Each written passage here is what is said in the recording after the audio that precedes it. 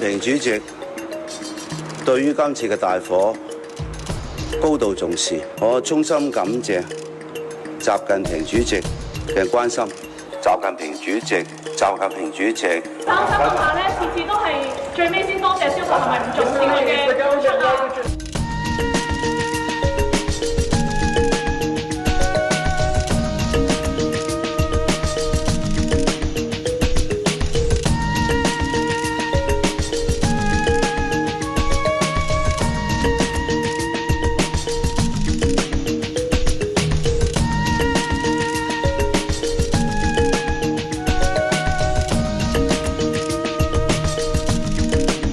習近平主席對於今次嘅大火高度重視，第一時間了解火災救援同埋人員傷亡嘅情況，向我轉達佢對遇難人員、殉職消防員嘅哀悼，對遇難家屬同埋受災人員嘅慰問，並且要求中央港澳辦同埋香港中聯辦支持特區政府全力以赴撲滅火災。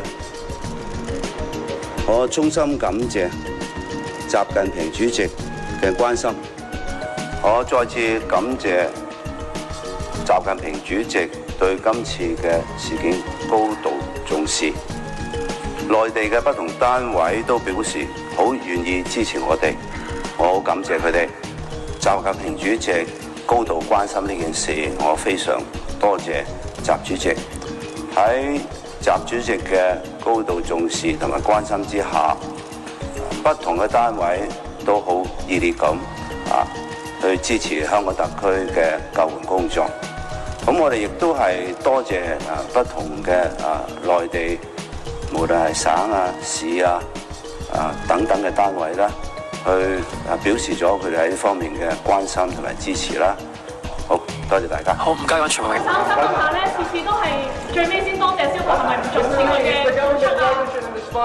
我想講清楚咧，我係非常感謝所有參與我哋今次救援工作嘅人士，所有官員，當然消防處嘅同事咧係不眠不休、全力以赴，大家都睇到嘅。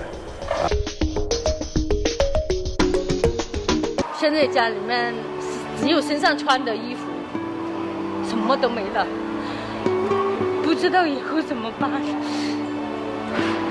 唉。